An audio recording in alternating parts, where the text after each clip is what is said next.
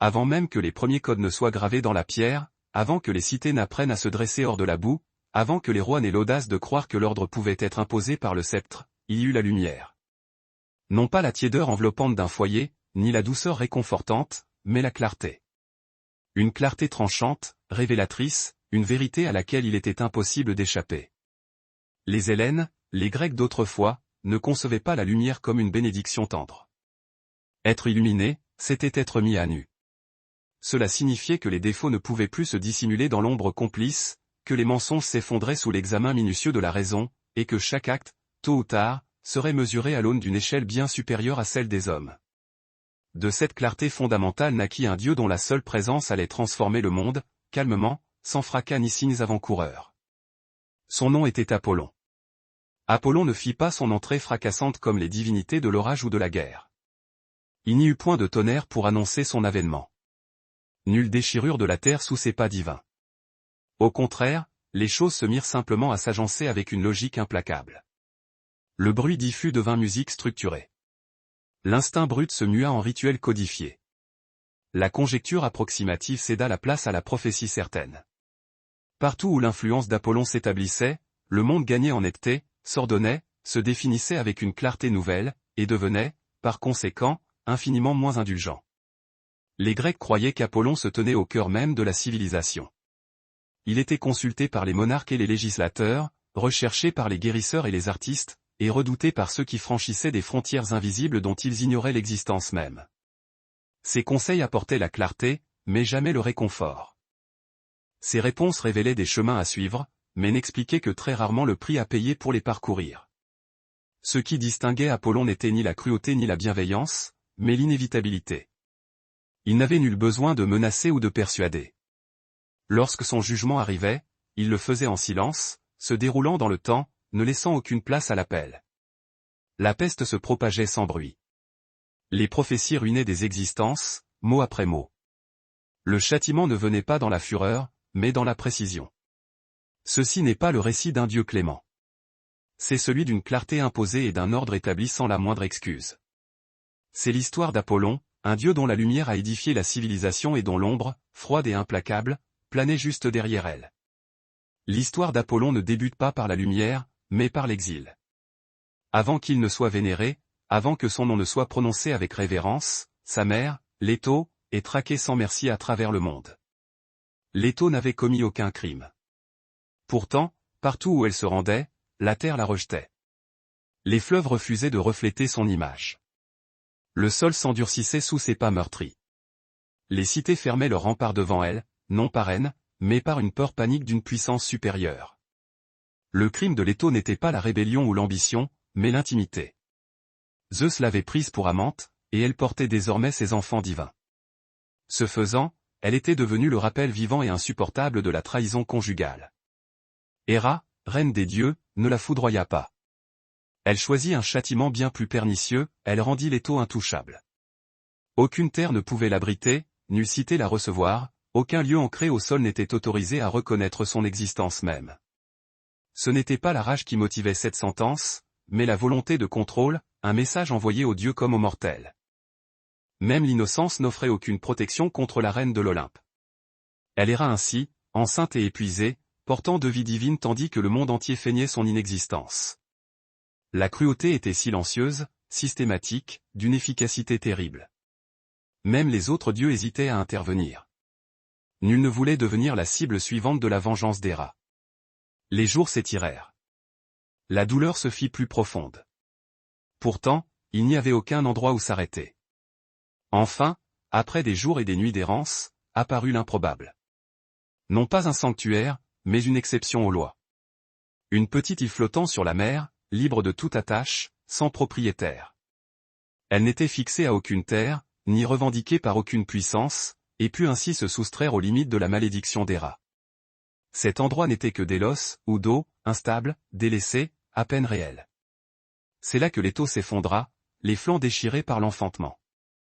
La naissance fut interminable et déchirante, étalée sur plusieurs jours. Héra, pour accentuer la torture, retenait Éleuthie, la déesse des accouchements, loin de sa rivale. Tant qu'Éleuthie était absente, le travail ne pouvait s'achever. Leto était piégé dans la souffrance, incapable d'enfanter, incapable de mourir, sous le regard muet de l'univers. Devant une telle horreur, les autres déesses décidèrent d'agir, mais jamais au grand jour. Elles savaient qu'il ne fallait pas défier Héra directement. Elles dépêchèrent Iris, la messagère rapide, en secret. Iris trouva Éleuthie et la tira loin de son poste avec un collier scintillant, usant de la tentation plutôt que de la confrontation. Poussée par le désir, Éleuthie quitta sa surveillance et se précipita vers Délos. À son arrivée, l'étreinte se rompit. Le premier enfant naquit, Artémis. Et, contrairement à la plupart des dieux, elle ne demeura pas un nourrisson impuissant. Selon certaines légendes, Artémis atteignit l'âge adulte immédiatement, se tournant vers sa mère tandis que les douleurs se poursuivaient. C'est Artémis elle-même qui assista alors à la naissance de son jumeau, soutenant Leto et guidant les derniers instants de l'agonie. Ce n'est qu'après l'errance, le refus, la souffrance et une intervention sur intervention, qu'Apollon fit son entrée dans le monde.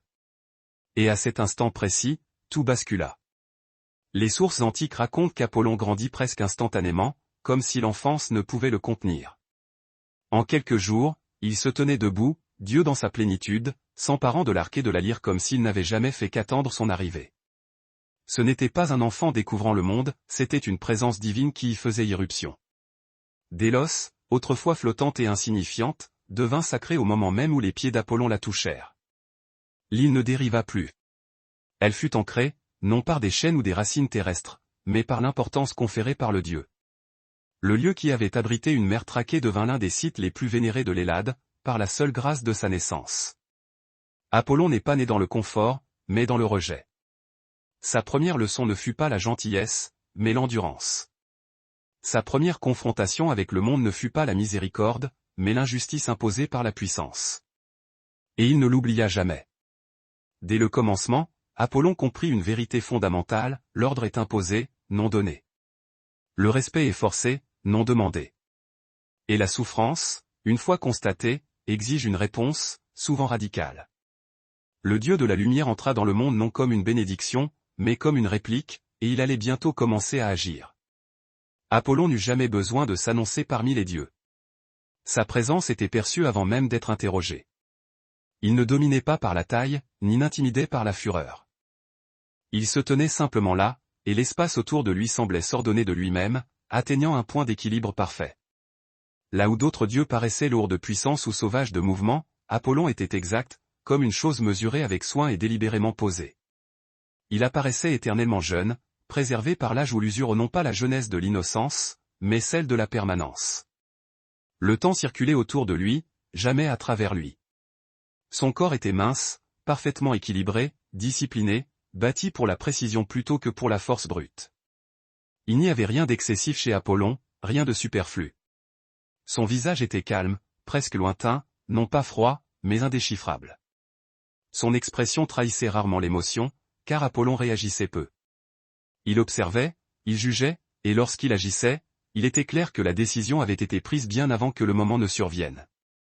Regarder ses yeux donnait la sensation que l'issue était déjà connue, même si l'on n'en comprenait pas encore la nature. Ses cheveux sont souvent décrits comme d'un or pur, captant naturellement la lumière, comme si l'illumination le suivait plutôt que d'émaner de lui. Il ne flambait pas, il ne brûlait pas, il réfléchissait la clarté. Cette capacité à renvoyer la vérité pure explique pourquoi les générations ultérieures l'associèrent si étroitement au soleil. Dans ses mains, Apollon portait des objets qui reflétaient sa nature. La lyre reposait sans effort, sa musique structurée, intentionnelle, gouvernée par l'harmonie et la forme. L'arc était tenu avec la même aisance, ses flèches décochées sans hâte ni hésitation. Lorsqu'Apollon bandait son arc, ce n'était jamais par panique ou par rage. C'était parce que l'instant était arrivé, ni plus, ni moins. Ce qui rendait l'apparence d'Apollon si frappante, c'était la maîtrise de soi. Il ne dominait pas par la taille ou le spectacle. Il dominait par l'inévitabilité. Il ressemblait à un dieu qui n'avait pas besoin de faire ses preuves, car la preuve, dans le monde d'Apollon, venait toujours après le fait. Aux mortels, il était la beauté incarnée.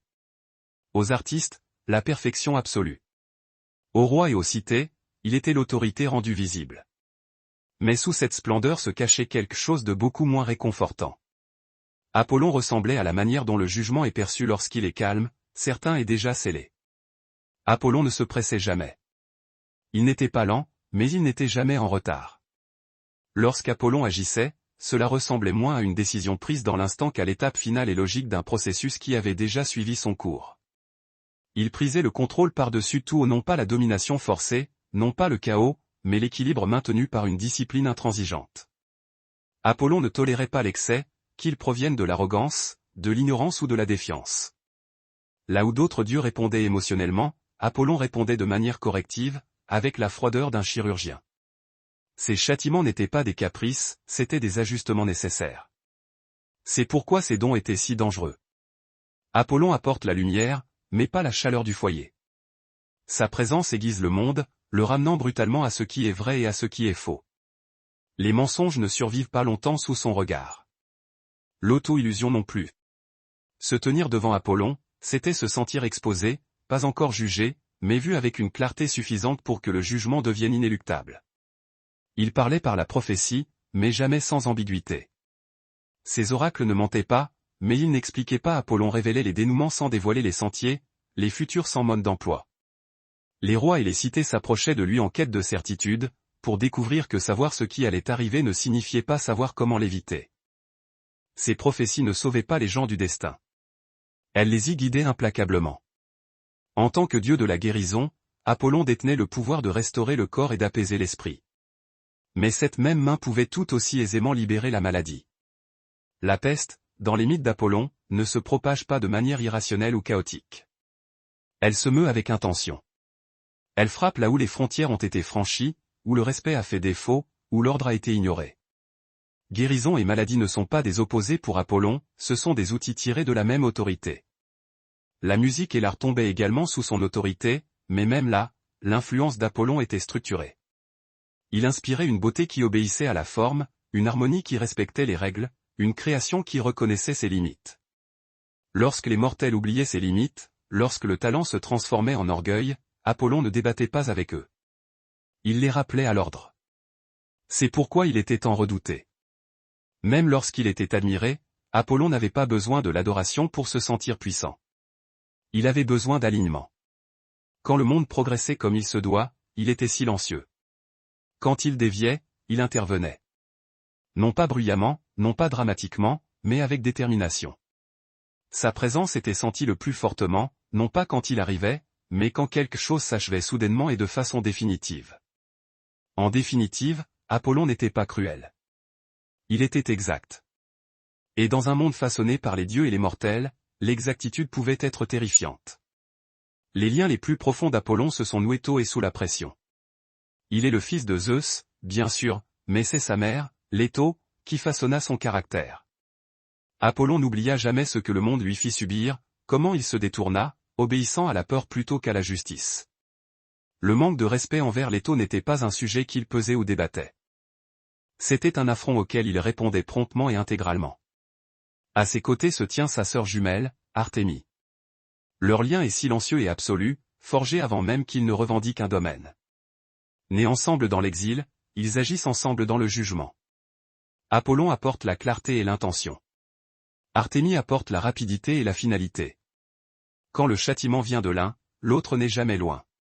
Entre eux, il n'y a ni dispute, ni hésitation, seulement une compréhension parfaite de leur devoir.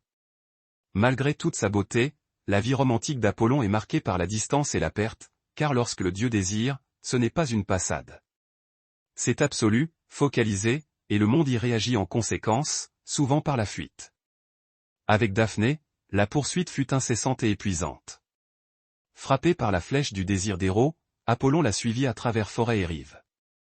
Il lui parlait de dévotion et de destinée tandis qu'elle fuyait, terrifiée. Daphné ne s'échappait pas par cruauté ou ingratitude. Elle fuyait parce qu'elle comprenait ce que signifiait être revendiquée par un dieu, la perte de son propre soi. Alors qu'Apollon réduisait la distance, elle implora son père, le dieu fleuve Pénée, de la sauver. La réponse vint immédiatement. Son corps se raidit, ses membres s'endurcirent, l'écorce grimpa sur sa peau tandis que ses pieds s'enracinaient dans la terre. Elle fut transformée en laurier. Apollon l'atteignit trop tard. Il ne revint pas sur la métamorphose. Il ne défit pas son choix. À la place, il revendiqua ce qui restait. Il brisa une branche de l'arbre et s'en couronna les feuilles, le déclarant sacré. Le rejet devint symbole. Le désir se mua en rituel. À partir de cet instant, la victoire et la perte portèrent la même couronne. Avec Cassandre, Apollon ne chassa pas. Il négocia. Il lui accorda volontiers le don de prophétie, lui enseignant à voir ce que les autres ne pouvaient percevoir, les futurs se déroulant avec une clarté terrifiante. Mais lorsque Cassandre le rejeta après avoir reçu le don, Apollon ne le reprit pas. Il en altéra la conséquence. Il cracha dans sa bouche, corrompant l'échange et garantissant que chaque vision qu'elle énoncerait, si juste soit-elle, serait traitée de folie. Cassandre ne fut pas réduite au silence. Elle fut écoutée sans fin et crut jamais. Elle vit Troie s'effondrer bien avant qu'elle ne brûle, condamnée à la connaissance sans pouvoir d'agir. Le châtiment d'Apollon fut d'une précision chirurgicale. Une fois déclenché, il ne nécessitait aucune action supplémentaire. Le monde lui-même se chargeait de l'appliquer. Avec Hyacinthe, il n'y eut aucun refus. Apollon l'aima ouvertement. Ils s'entraînaient ensemble. Ils se mesuraient l'un à l'autre. Ils riaient. Lors d'un jeu de disques, Apollon lança le premier. Un jet net, puissant, parfait. Lorsqu'Hyacinthe courut pour le récupérer, le disque le frappa à la tête, soit détourné par un vent jaloux, soit guidé par une intention invisible. L'instant fut soudain, final. Apollon ne put le guérir. Il ne put prophétiser une sortie à sa propre douleur. Pour une fois, la clarté n'offrait aucune solution. À la place, Apollon s'agenouilla près du corps et laissa le sang s'infiltrer dans la terre. De là, il fit jaillir la fleur d'Hyacinthe. Hyacinthe fut rappelé au souvenir, mais non restauré. Ses relations suivaient un schéma récurrent. Ceux qui approchaient Apollon étaient changés. Rarement restaient-ils entiers. Le désir tournait à la distance. L'affection devenait symbole. L'amour se transformait en leçon. Ce n'est qu'avec les muses qu'Apollon trouva quelque chose s'apparentant à la stabilité. En tant que leur guide et mécène, il dirigeait sans poursuivre, inspirait sans posséder. Ses relations étaient régies par l'harmonie et la forme, non par la passion dévorante. Elles prospéraient parce qu'elles obéissaient à la structure, parce qu'elles ne demandaient rien d'Apollon sinon l'alignement. Apollon comprenait la beauté dans son entièreté. Ce qu'il n'avait jamais appris, c'était comment la retenir. Apollon ne tarda pas à agir. Peu après sa naissance, il tourna son attention vers un lieu déjà lourd de pouvoir, un lieu plus ancien qu'Olympe lui-même. Au centre du monde, sous les pentes du mont Parnasse, quelque chose d'antique se levait encore dans l'obscurité, le serpent Python.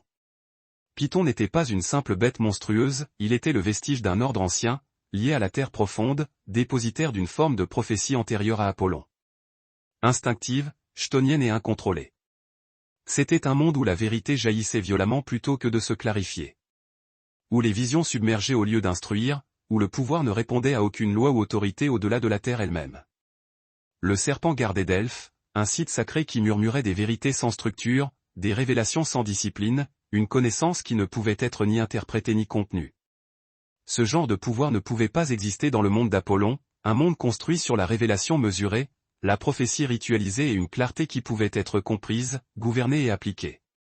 Il n'y eut aucune négociation, aucun avertissement. Apollon arriva armé de son arc, et l'affrontement fut bref mais décisif.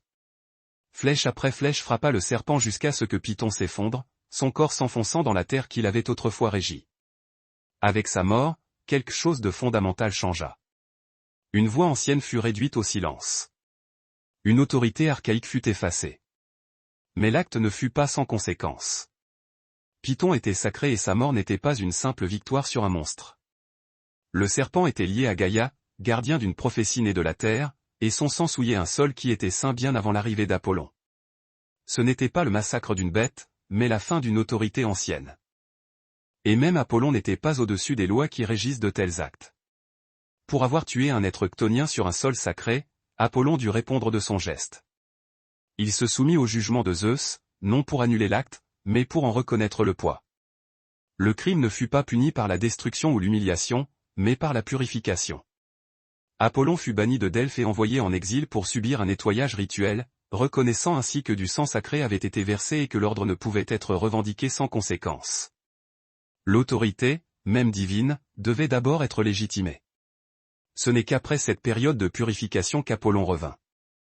Lorsqu'il remit le pied sur le sol sacré, le serpent avait disparu, mais son absence laissait une question en suspens. L'ancienne voie de la Terre avait été réduite au silence. Il ne restait qu'un lieu d'un immense potentiel, dépouillé de son ancien gardien et attendant d'être défini. Delphes ne parlait pas encore. Elle attendait. Ce moment définit Apollon. Il n'hérite pas de l'autorité par la seule force. Il la revendique par la reconnaissance de la loi et la retenue. Le chaos n'est pas détruit parce qu'il est maléfique, mais parce qu'il ne peut être gouverné. Ce qui est retiré doit être remplacé, non par le bruit, mais par l'ordre. Python disparut et la dette de sang payée, Apollon se tenait au seuil de quelque chose de plus grand. Il n'était plus seulement un dieu façonné par l'exil et l'endurance. Il était prêt à donner une structure à ce qui était autrefois incontrôlé, à transformer un silence sacré en quelque chose de durable. Et ce que Delphes allait devenir secoua le monde antique pour toujours. Python disparut, Delphes ne devint pas silencieuse. Elle devint concentrée. Apollon ne submergea pas le monde de prophétie. Il les confina. Il les lia à un lieu unique, une voie unique, un rituel unique et précis.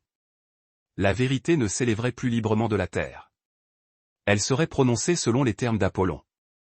À Delphes, une femme connue sous le nom de Pythie prenait place au-dessus d'un gouffre sacré. Elle respirait les vapeurs qui s'en échappaient, et par elle, Apollon parlait, imposant sa clarté. C'est là que la nature d'Apollon devenait manifeste. Ceux qui venaient à Delphes ne recevaient pas des réponses claires. Ils recevaient des déclarations, des dénouements sans marche à suivre, des avertissements sans échéance, des vérités dépouillées de contexte. Apollon ne mentait pas, mais il ne clarifiait jamais. Il offrait juste assez de lumière pour révéler la silhouette du destin, mais jamais assez pour y échapper. Les rois arrivaient avant les guerres. Les cités le consultaient avant de fonder des lois.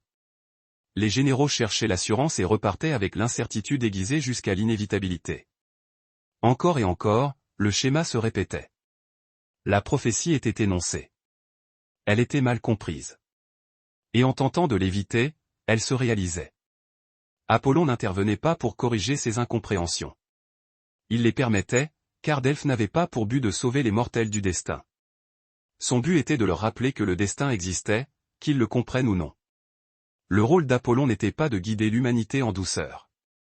C'était de placer la vérité brute entre leurs mains et d'observer ce qu'ils en faisaient. C'est pourquoi l'oracle était à la fois vénéré et redouté. Delphes devint le centre spirituel du monde grec, non pas parce qu'elle offrait l'espoir, mais parce qu'elle offrait la certitude sans le réconfort. La voix d'Apollon résonna à travers des siècles de décision, façonnant l'histoire sans jamais brandir une arme. Et pourtant, même là, Apollon restait distant. Il ne parlait pas directement. Il ne s'expliquait pas. Il ne discutait pas lorsque les mortels interprétaient mal ses paroles. La prophétie se suffisait à elle-même. Si le désastre s'ensuivait, ce n'était pas la faute d'Apollon. La vérité avait été donnée. Ce qui venait après était une question de choix. Par Delphes, Apollon prouva quelque chose d'essentiel sur son pouvoir, il n'avait pas besoin d'agir pour contrôler le monde. Il n'avait besoin que de parler une seule fois et d'attendre. Le défi ne commença pas comme un acte de défiance ouverte. Du moins, pas au premier abord. Marcia était un satyre, un être sauvage, doué, fier de son talent. Il jouait de l'olo, cette flûte à double anche dont le son était cru, viscéral, puissant, plus proche du souffle et de l'extase physique que de la structure ou de la forme. Cette musique transportait les foules. Elle les exaltait, les menant à des passions déchaînées. Elle semblait vivante. Et Marcia commença à croire que cette puissance instinctive était suffisante pour rivaliser avec les dieux. Cette conviction fut le point de départ du danger. Certaines versions affirment que Marcia se vanta ouvertement que sa musique égalait, voire surpassait, celle d'Apollon. D'autres disent que le défi fut encouragé par les spectateurs ou par la réponse enivrante de la foule à son article. Quoi qu'il en soit, la ligne fut franchie. Apollon ne chercha pas la compétition, mais il ne la refusa pas. Il ne refusait jamais une mise à l'épreuve de l'ordre. Les termes étaient simples, un concours musical. Le vainqueur pourrait faire ce qu'il souhaitait du vaincu. Au début, la compétition sembla équilibrée. Marcia joua, et le son fut féroce, profondément émotionnel, submergeant l'audience de passion dionysiaque. Apollon suivit avec la lyre, son jeu mesuré, retenu, d'une précision impossible à atteindre par un mortel. Deux types de beauté s'affrontaient, l'une née de l'instinct brut, l'autre de la discipline apollinienne. Puis Apollon changea les règles du jeu.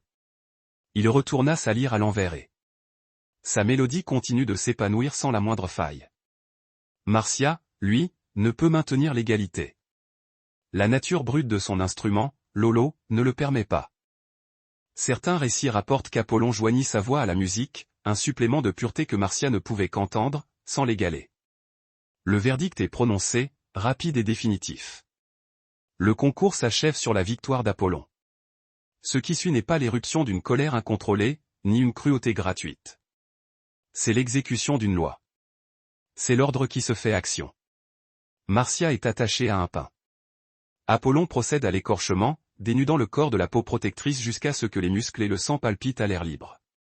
La sanction est absolue, spectacle public, gravé dans la mémoire. Ceux qui y assistent ne voient pas un dieu céder à la fureur, ils voient une divinité matérialiser la conséquence. C'est la facette d'Apollon que l'humanité préfère ignorer. Le crime n'était pas la défaite. Le crime était la foi orgueilleuse, croire que le talent brut, sans mesure ni contrôle, pouvait prétendre à l'égalité face à l'ordre divin. Apollon ne détruit pas Marcia par peur, il le détruit parce qu'une frontière sacrée a été franchie. Et ces frontières doivent rester lumineusement visibles. L'art, dans le monde d'Apollon, n'est pas la liberté chaotique, c'est la forme. C'est la discipline rigoureuse. C'est la contrainte qui s'élève jusqu'à la beauté sublime. Pendant un temps, Apollon croit avoir découvert une rareté. Coronie est mortelle, mais elle retient son attention d'une manière exceptionnelle.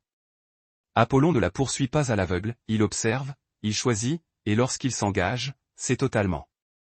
Coronie porte son enfant, une union qui promet la permanence. Mais Apollon est le dieu qui voit trop. Que ce soit par l'oracle personnel ou par l'œil vigilant d'un corbeau sacré, Apollon découvre que Coronie a été infidèle. La certitude arrive, silencieuse et implacable, comme toujours. Il n'y a pas de confrontation, pas de supplication, aucune chance d'expliquer. Au moment où la vérité l'atteint, la sentence est déjà rendue. Coronie est condamnée. Dans certains récits, Apollon envoie sa sœur Artémie accomplir le châtiment. Dans d'autres, le jugement tombe directement, avec la rapidité d'un rayon de soleil. Dans tous les cas, Coronie meurt. Ce n'est qu'après l'exécution de la peine qu'Apollon observe de plus près. Coronie brûle déjà sur le bûcher funéraire lorsqu'il réalise ce qui est détruit d'autre, l'enfant. Son enfant. Une vie innocente, sans voix dans la transgression, sans part dans la trahison. Pour la première fois, Apollon agit contre la finalité de son propre verdict. Il pénètre les flammes et arrache l'enfant non né du corps de Coronie. Cet acte ne révoque pas la mort, mais il en détourne le sens. À partir de cet instant, la destruction et la préservation coexistent. L'enfant survit. Cet enfant est Asclépio. Asclépio grandit, non pas parmi les mortels, mais sous une guidance éclairée. Il apprend l'art de guérir, non comme une simple pitié, mais comme une maîtrise absolue des forces vitales. Avec le temps, son talent dépasse toute attente. Il ne se contente pas de soigner des blessures, il les annule. Il ne fait pas que retarder la mort, il commence à la défier. Et c'est là qu'une nouvelle limite est franchie. Asclépio devient le dieu de la médecine et de la guérison, un pouvoir qui menace l'équilibre qu'Apollon lui-même maintient. Les mortels ne sont pas censés échapper complètement à la mort. Lorsque les défunts commencent à revenir parmi les vivants, Zeus intervient. Asclépio est foudroyé et l'ordre est rétabli. La réaction d'Apollon est immédiate et furieuse. Dans son chagrin, Apollon abat les cyclopes qui ont forgé les foudres de Zeus, un acte de défiance qui sidère l'Olympe. Même Apollon, semble-t-il, peut être brisé par la perte. La punition qui s'ensuivra le remodèlera, mais cela viendra plus tard. Ce qui importe ici, c'est ce qu'Asclépio représente, de la trahison naît la mort. De la mort naît la guérison. De la guérison naît la défiance face au destin lui-même. L'héritage d'Apollon n'est, une fois de plus, pas simple. Il détruit sans hésitation. Mais lorsque le coup se manifeste, il s'adapte. Il ne revient pas sur ses actions. Il bâtit quelque chose de nouveau sur les décombres. Asclépio incarne la plus grande contradiction d'Apollon, un dieu né d'une sentence dont le but est de préserver la vie. Et ce faisant, il prouve que même la lumière d'Apollon peut créer des ombres qu'il n'avait pas l'intention de projeter. Niobé ne pense pas qu'elle défie les dieux. Elle croit énoncer un fait. En tant que reine riche et fière, Niobé est puissante, admirée, et entourée de preuves tangibles de sa réussite. Elle a de nombreux enfants, fils et filles, qui emplissent ses palais de bruit et de vie.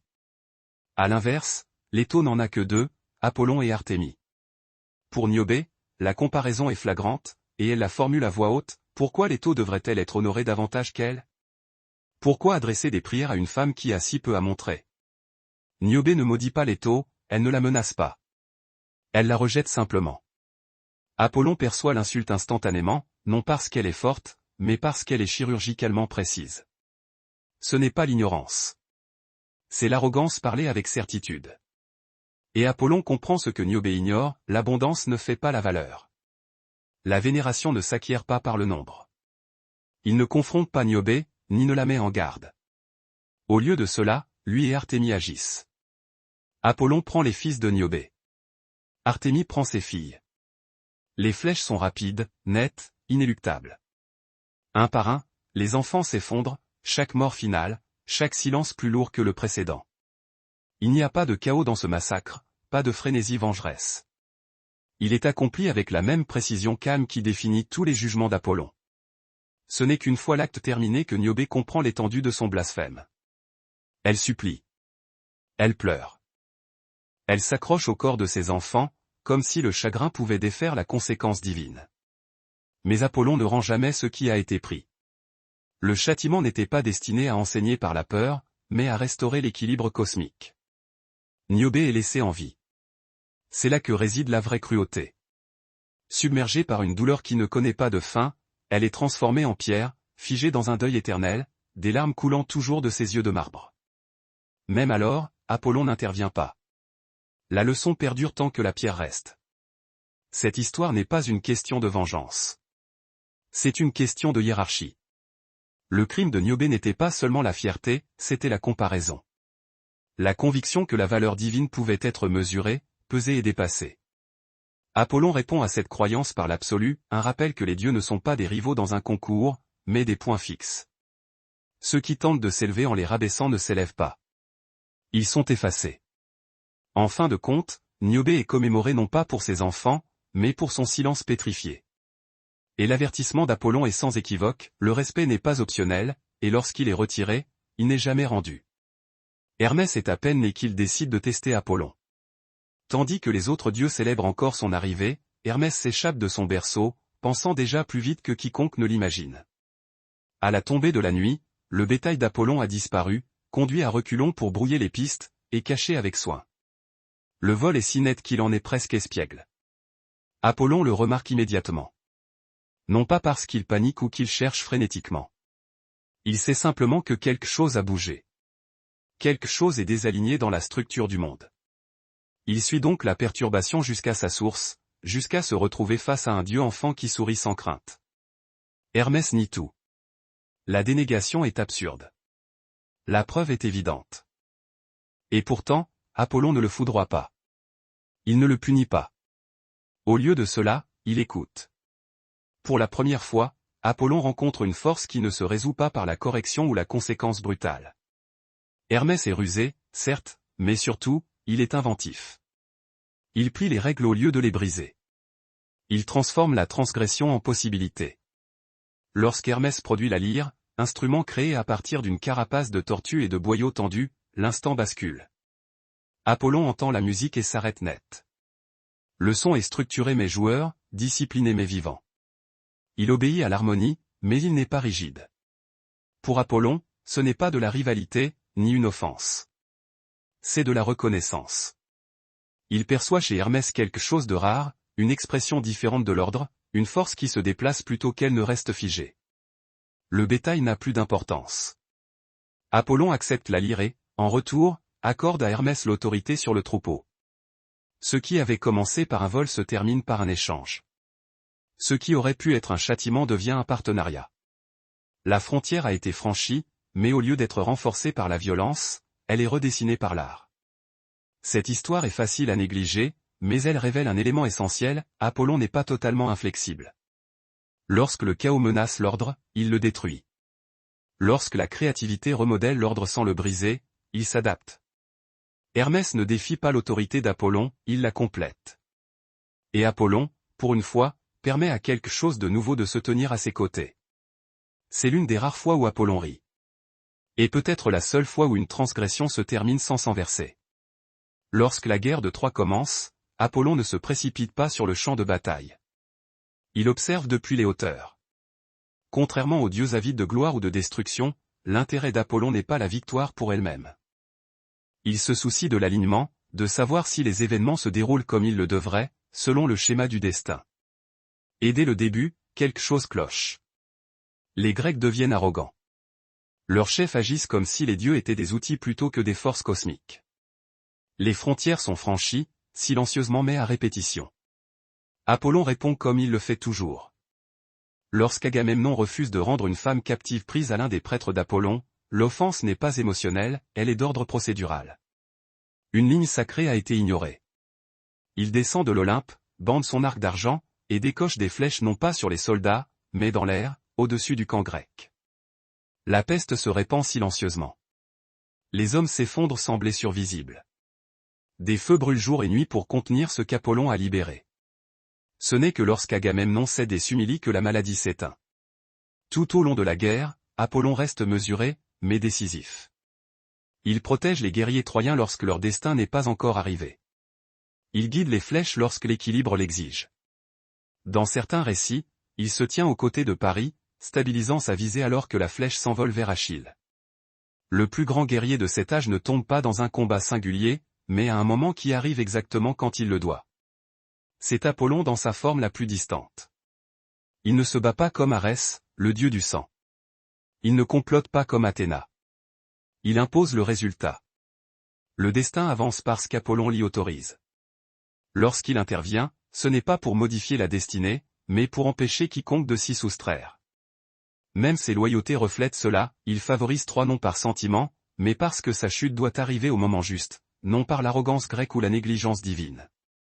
Apollon protège jusqu'à ce que la protection ne soit plus justifiée. Alors, il se retire. Dans la guerre de Troie, Apollon prouve que le contrôle n'exige pas une présence constante. Un seul acte, placé correctement, peut remodeler des années de conflit. Une seule flèche, guidée silencieusement, peut mettre fin à une ère. Et lorsque la guerre touche inévitablement à sa conclusion, Apollon ne pleure pas. L'équilibre a été restauré, et cela lui suffit. Il arrive un moment où Apollon franchit lui-même une ligne. Cela se produit après la mort d'Asclépio. Lorsque Zeus foudroie son fils pour avoir repoussé la guérison trop loin, ramenant les morts et perturbant l'équilibre. La réaction d'Apollon est immédiate et sans retenue. Il déchaîne sa fureur sur les cyclopes, les forgerons qui ont créé les foudres de Zeus, et les tue pour avoir fabriqué l'arme qui a pris la vie de son enfant. Pour un dieu qui impose l'ordre, c'est un rare acte de défiance personnelle. Zeus ne l'ignore pas, Apollon n'est ni jeté dans le Tartare, ni privé de ses pouvoirs. Au lieu de cela, Zeus choisit un châtiment qui frappe plus profondément, l'humiliation par la contrainte. Apollon est condamné à vivre parmi les mortels et à servir un roi humain. Pendant un temps, le dieu qui corrige le monde sera soumis à ses lois. Ce roi est Admète. Apollon entre dans la maison d'Admète non pas en souverain, mais en berger, en serviteur. Il garde les troupeaux. Il obéit. Il attend. Les jours passent lentement, mesurés non par la prophétie ou le jugement divin, mais par la routine terrestre. Pour la première fois, Apollon vit à l'intérieur des limites qu'il impose habituellement d'en haut. Et quelque chose d'inattendu se produit. Admète le traite avec gentillesse et respect. Il n'y a ni peur, ni cruauté, ni tentative de dominer ce qu'il ne comprend pas. En réponse, Apollon donne plus que ce qui lui est demandé. La terre prospère, les troupeaux deviennent puissants. L'ordre s'installe naturellement, non par l'exécution forcée, mais par la coopération et la réciprocité. C'est une forme d'alignement plus silencieuse, et Apollon le remarque. Lorsqu'Admète fait face plus tard à la mort, Apollon intervient de nouveau. Il négocie avec les moires, assurant à Admète une chance de vivre si quelqu'un d'autre accepte de prendre sa place.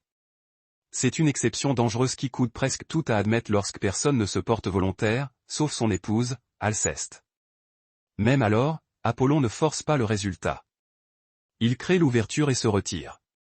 Ce chapitre n'est pas celui de la perte de pouvoir pour Apollon. C'est celui où il apprend une chose rare, l'ordre n'a pas toujours besoin d'être corrigé pour exister. Il émerge parfois lorsque le respect est mutuel et que les frontières sont honorées volontairement. Lorsque la sentence d'Apollon s'achève, il retourne à l'Olympe inchangé dans son autorité, mais modifié dans sa compréhension. Il reste exigeant. Il reste impitoyable lorsque les lignes sont franchies. Mais il a vu de ses propres yeux à quoi ressemble l'alignement lorsqu'il est choisi, et cette connaissance reste avec lui. Certaines lignes ne doivent jamais être testées. Titio l'apprend trop tard. Titio est un géant né de la terre elle-même, massif, violent et sans tenue. Alors que les taux voyagent, il la voit non pas comme sacrée, non pas comme protégée, mais comme une chose à prendre. Il s'approche d'elle ouvertement, sans crainte des conséquences, sans hésitation. C'était une erreur existentielle. Apollon ne discute pas l'offense. Il ne pèse pas l'intention. Il n'autorise pas l'acte à se poursuivre assez longtemps pour devenir pire. Aux côtés d'Artémie, il abat Titio là où il se tient. La sanction est immédiate. La violation est stoppée avant d'être consommée. Mais la mort n'est pas la fin de cette correction. Dans le monde souterrain, Titio est lié et étendu sur le sol, son corps immobilisé sur une superficie de 9 arpents. Chaque jour, des vautours descendent du ciel d'Hadès et déchirent son foie, le dévorant morceau par morceau. Chaque nuit, il repousse entièrement, prêt à être consommé à nouveau. Il n'y a ni répit, ni escalade, ni miséricorde. Le châtiment se répète sans fin, exact et immuable. C'est la justice d'Apollon dans sa forme la plus pure. Titio n'a pas insulté un dieu. Il n'a pas fanfaronné. Il n'a pas défié l'autorité divine. Il l'a violée. Et pour cela, Apollon s'assure que la conséquence ne s'estompe jamais. La peine n'est pas conçue pour enseigner, car il n'y a plus rien à apprendre. Elle existe pour préserver la frontière elle-même, longtemps après que l'instant soit passé. Là où d'autres mythes se terminent par la mort, celui-ci perdure dans la souffrance. Titio devient un avertissement tissé en permanence dans la trame des enfers. Un rappel que certaines transgressions ne méritent ni colère, ni débat, ni spectacle. Elles méritent la suppression immédiate, une correction sans aucune clôture. Pour Apollon, l'affaire est simple, l'étau a été menacé. L'équilibre a été rompu dans la violence. La réponse fut finale. Dans cet acte ultime, Apollon achève l'arc narratif qui a commencé avec sa naissance. Le dieu né d'un monde qui refusait d'abriter sa mère devient le dieu qui veille à ce que personne n'ose plus jamais lui faire de mal. Au moment où la plupart des gens croient connaître Apollon, ils le rencontrent déjà à la fin d'une très longue transformation.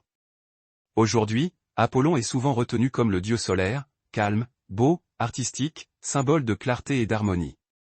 Dans l'art et la culture populaire, il se tient baigné de lumière dorée, un contrepoids serein aux divinités plus sombres ou chaotiques. Mais cette version d'Apollon n'est pas celle de ses débuts, et elle n'est pas entièrement exacte. Dans la tradition grecque primitive, Apollon n'était pas le soleil lui-même.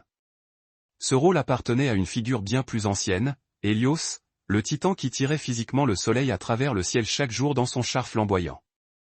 Hélios représentait la force solaire brute, irrépressible, la chaleur aveuglante, l'exposition totale, l'inéluctabilité physique.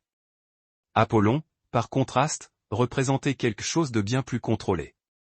Il gouvernait la lumière mesurée, pas l'astre solaire. Au fil des siècles, et surtout lorsque le mythe grec se mêla à l'interprétation romaine, ces identités se brouillèrent lentement.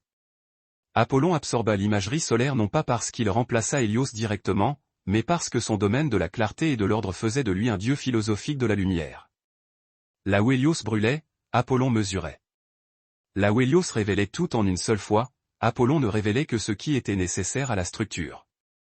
À mesure que la société grecque évoluait, Apollon devint de plus en plus un dieu de la civilisation plutôt que de la conquête. La musique, la loi, la médecine, la prophétie et la purification rituelle tombent toutes sous son influence. Mais aucun de ces domaines n'est doux. La musique exige une discipline absolue. La prophétie exige une distance détachée. La guérison nécessite d'affronter des vérités douloureuses. Même la médecine, par l'intermédiaire de son descendant Asclépio, coexiste avec la mort plutôt que de s'y opposer. Ce changement explique aussi pourquoi Apollon devient le patron des philosophes, des législateurs et des dirigeants. Il n'est pas le dieu que l'on prie pour obtenir la miséricorde. Il est le dieu invoqué lorsque l'ordre doit être restauré, même à un coût exorbitant. À l'époque classique, Apollon était devenu quelque chose de paradoxal, un dieu associé à la beauté et à l'art, mais responsable de certaines des leçons les plus brutales du panthéon grec. Un dieu de la guérison qui envoie également la peste. Un dieu de la prophétie qui ne s'explique jamais. Un dieu de la lumière qui ne projette aucune ombre morale. Ainsi, lorsque l'on se souvient d'Apollon comme étant serein ou bienveillant, quelque chose d'essentiel est perdu. Apollon n'est pas la chaleur réconfortante, il est la clarté tranchante. Et la clarté, dans le mythe, n'est jamais douce. Et tout le monde, merci d'avoir regardé jusqu'à la fin. J'ai une nouvelle excitante. Ma vidéo hebdomadaire est maintenant en ligne sur ma nouvelle chaîne, Index Unknown. C'est là que je plonge dans la face cachée de l'histoire, les secrets, les théories, les conspirations, les choses qu'ils ne veulent pas que vous sachiez. Le dernier téléchargement examine l'enlèvement de Pascagoula, lorsque les ouvriers des chantiers navals Charles Hickson et Calvin Parker ont affirmé avoir été emmenés à bord d'un engin silencieux et lumineux sur la rivière Pascagoula, et examinés par des êtres robotiques. S'agissait-il d'une véritable expérience extraterrestre, d'un test militaire secret, d'une hallucination partagée, ou du canular le plus élaboré de la vague d'OVNI de 1973? Les liens sont ci-dessous si vous êtes intéressé. Allez y jeter un œil après cette vidéo.